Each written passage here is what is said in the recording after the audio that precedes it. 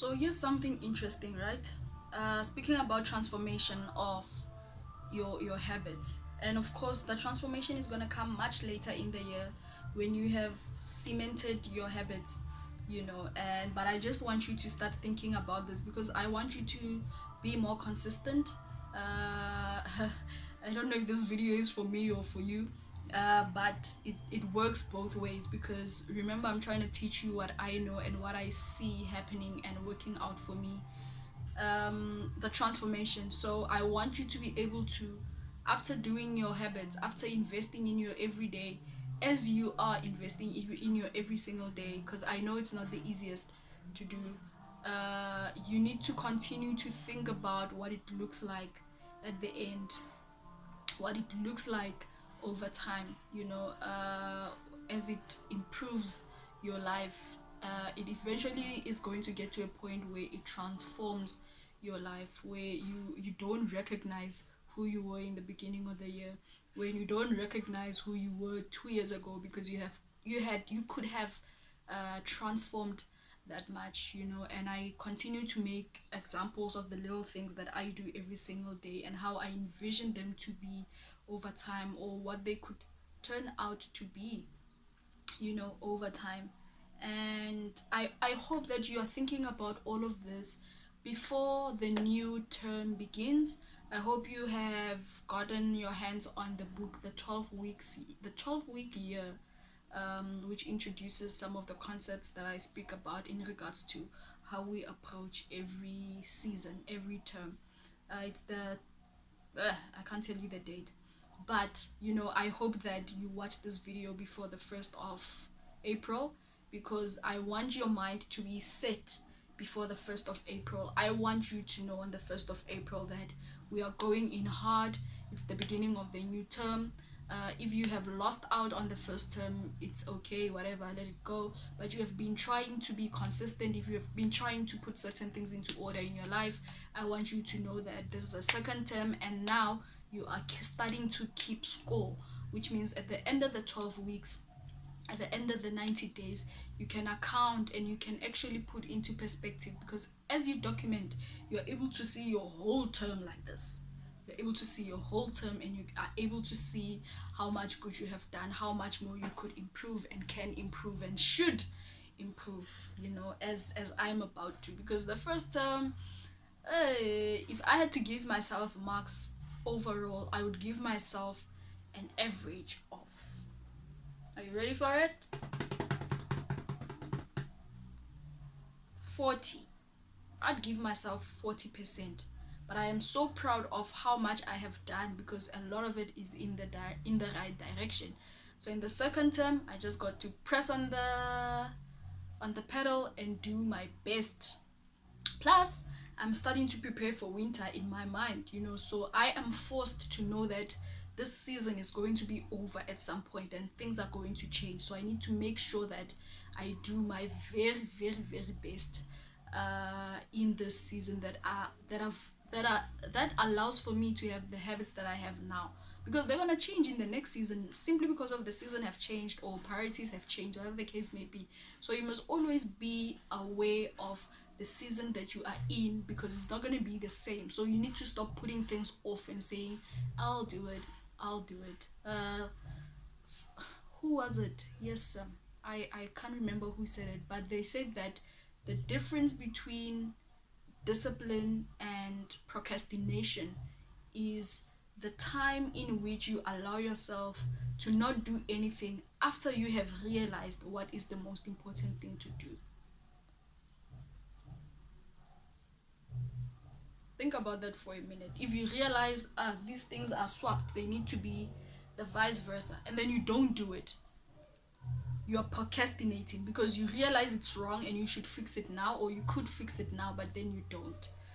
So hopefully over time, those are some of the things that we get rid of, and we start becoming more urgent with the things that we know we need to do today, not tomorrow. It needs to happen now.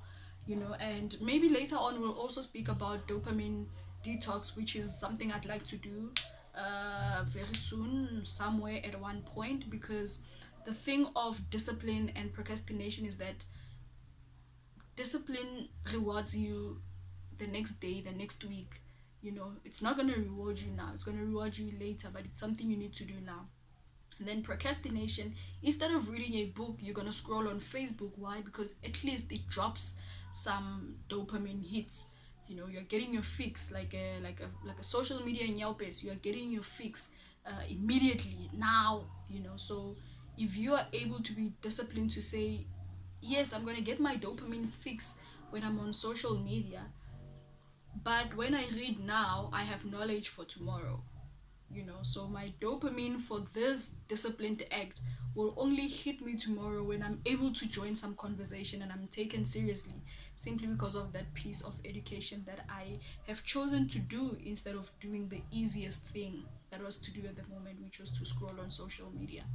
So yeah, I've actually lost my train of thoughts, but we're speaking about transformation, doing things consistently and in a disciplined manner over time, and how that is going to change your life completely. And a new version of yourself is going to start rising, because I have 140 goals for the year, which I drafted in the beginning of this term.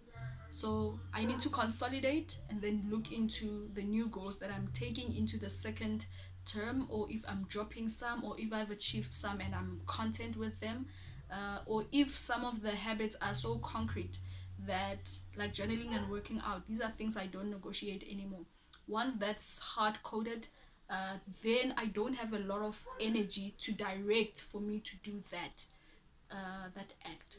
So it means I have more time to process other things, because those habits have now become part of me, so they are already disciplined. I need to discipline others as well. So yeah, transformation. Let's look at the communication example once again. I've spoken on TV, I've spoken on radio, I've been featured on some platforms, whatever. So I have spoken quite a couple of times, many times, and I've done it enough times to know that that's something I would like to do going forward. So what that means is that I just need to improve myself, put myself in positions where I can be featured even more, which means I need to educate myself even more, because I need to say, I need to know more about something before I even say anything about it, especially in engagements and presentations, more than just general chats and general engagements. So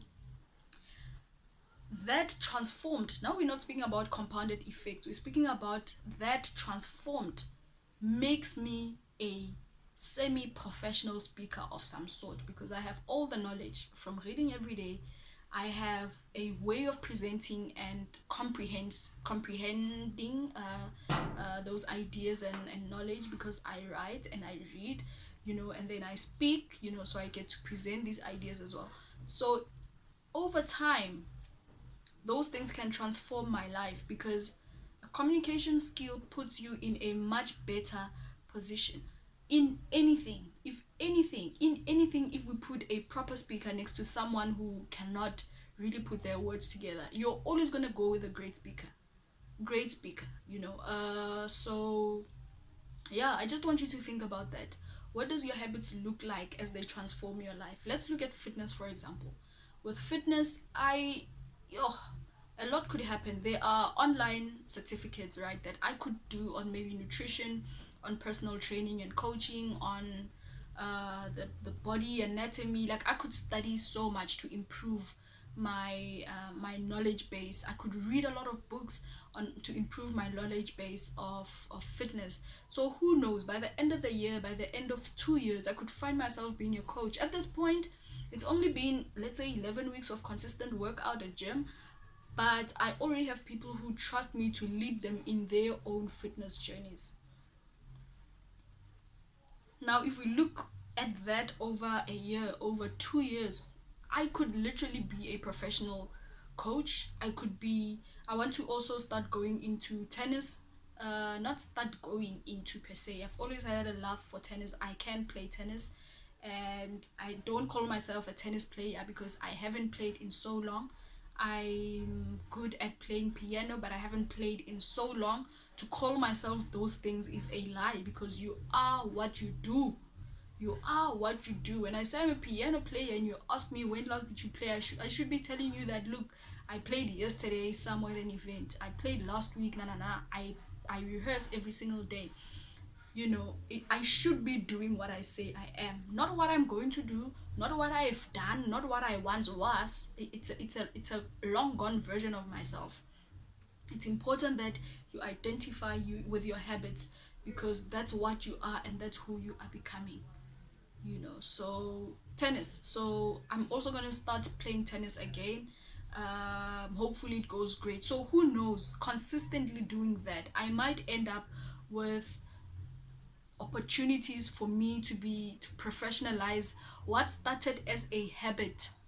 No, I just want to work out every day. Jiggy jiggy, I am re-inspiring the athlete in me. I mean, I'm improving the athlete in me. I'm calling that athlete in me out again. And over time, because those things are in genes, those things are part of me. They're part of my physiology.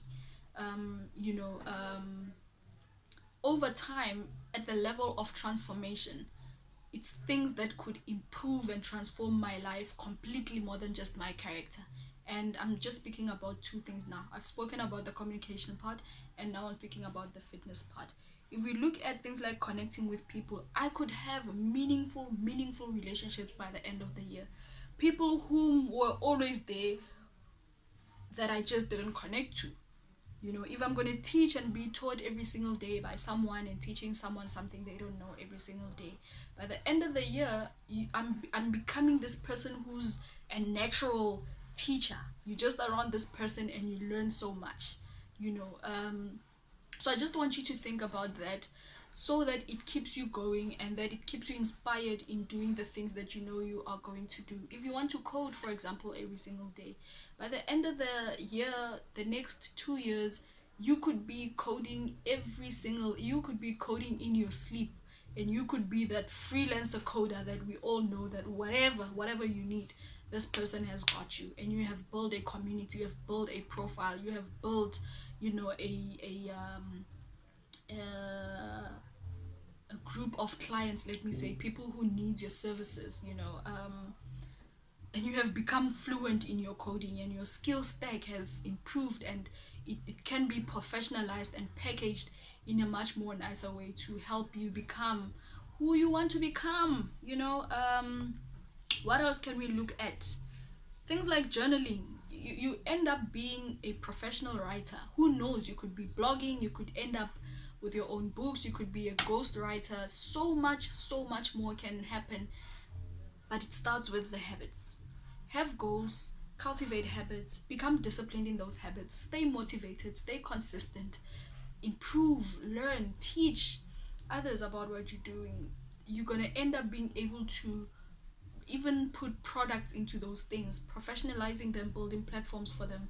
And if you enjoy doing your habits every single day, it's easy for you to be happy, because you're doing the things that you know are important. And as you develop, you're becoming who you know you're supposed to become, based on what you're good at and what you're disciplined at, which means you are improving your life even at that level. And by the time that they are hard coded and you are enjoying the benefits of the compound effects, and at that time, those things are not things you even think about. They're non negotiables. They've become part of your identity. You are the gym girl, you are that author, the person that journals. You are that guy who's always teaching. Like, you are those things at this point in time. Do you understand just how powerful your habits are if you do them correctly and consistently with discipline every single day? You will not need someone else to come and tell you, to motivate you to go work out. You will not need anybody else from outside to come and tell you to do ABC, to invest your time, in this and that. So of course, this is us, like I said, transforming our lives day by day, transforming our futures, transforming our character, improving on the little things. Keep your bedroom clean. Uh, One of my favorite 12 rules of life from Jordan Peterson: is your room clean? Huh? Before you can't tell anybody anything, is your room clean? So maybe if you are that guy, maybe it's important for you to have that on your habits, that you're gonna declutter your room every single day. Eventually, over time, your room will just be pristine, and that counts a lot for your discipline. 15 minutes, oh my gosh, I can't believe time has flew so much. Anyway, so I'm gonna stop the video here, and then we can speak about lifestyle in the next video, how your lifestyle then becomes cultivated by this, which is your everyday life. We're going to speak about time and energy management, because at this point I want us to systemize our day, so that it's not just I can do it, yes, I need to do it today, just not now. So we are instilling that sense of urgency, and to put things in a timely manner, where we schedule every single thing into our life, and we can account for all the hours of the day. And it's not doesn't mean you become hard on yourself. It just means that you know when it's time to play and when it's time to work. You know when it's time to rest and when it's time to whatever, be creative, to socialize. All these things are scheduled. All I'm saying is we're going to need to schedule them in. So be on the lookout. We also need to speak about what we are running away from. So what it means if you don't do your habits. Where does that leave you if you don't do your habits? There are bad habits that we are running away from. There are destructive things that we do that are not helping us progress, that we are running away from. We are running away from environments. We are running away from toxicity, toxic people, toxic environments. We are running away from so much. You are running away from being unhealthy. You are running away from being fat. You are running away from diabetes in your bloodline catching up with you. We are running away from so much. So I want us to deep dive into some of that as well in the next coming videos. Thank you for checking this out as always, and I will see you on the next video.